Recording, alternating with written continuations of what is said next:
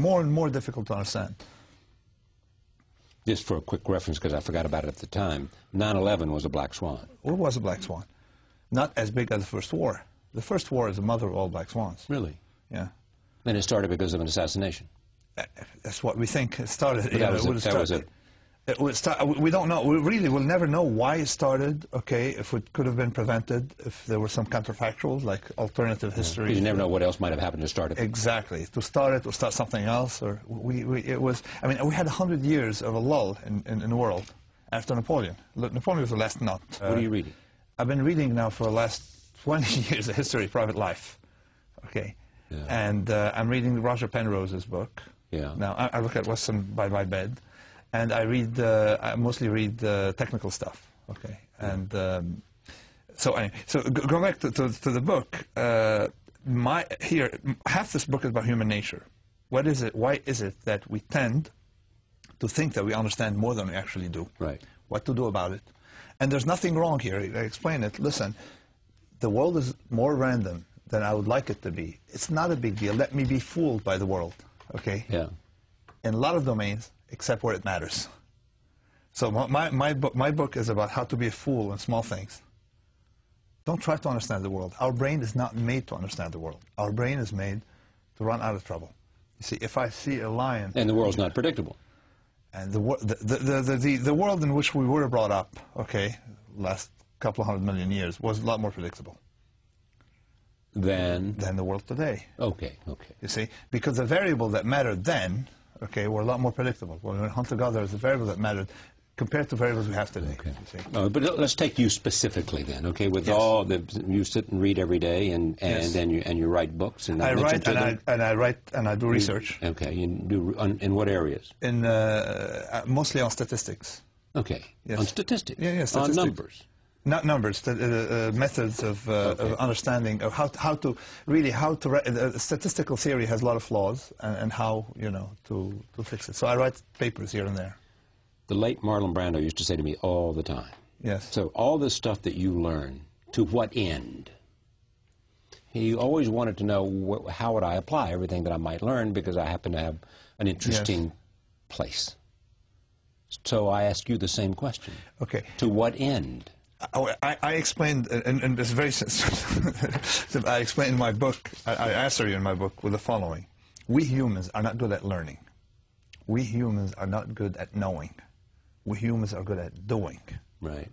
And we have the arrow, all right, backwards. You see, we think that we go from theory, you know, effectively, most of what we have learned through history was from tinkering.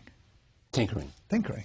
In fact, you say that most business success comes from chance rather than skill. Tinkering. You discover something. I mean, you take the history of God medical bless the discovery. tinkerers, then. Yeah, the tinkerers. This is tinker more. That's what I take out of the book, and this is why entrepreneurs love it. Tinker more, because we don't really understand what's going on. Okay. Yeah. The best way to go about it is you keep tinkering to discover new things. And it'll just pop out. It will pop out. Take the history of medicine. Okay. We have a perfect control experiment of tinkering. Yeah. Or I say, okay, versus research, pure research, okay? Right. Take cancer research. Yeah. We set up in '71 the National Cancer Institute, okay? What have they done? 100 and some thousand, they looked at 100 and some thousand compounds, right? Compared to accidental discoveries of the big breakthrough we had in medicine, in chemotherapy, came from a side effect of mustard gas, you see?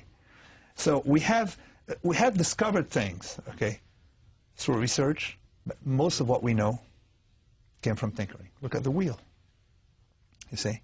Look at the Internet. The Internet, we think that we're not good at designing things, okay. We're good at discovering things. The Internet came from tinkering in what way?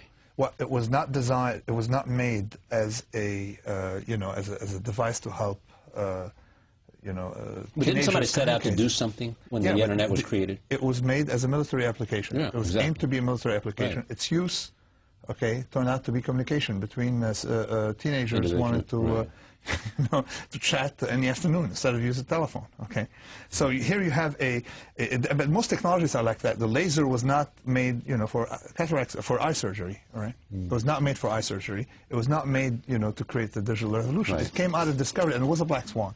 So we're not really. we should accept the fact that we understand a lot less than we do, and the result of it is that design has not led, okay, to desirable consequences.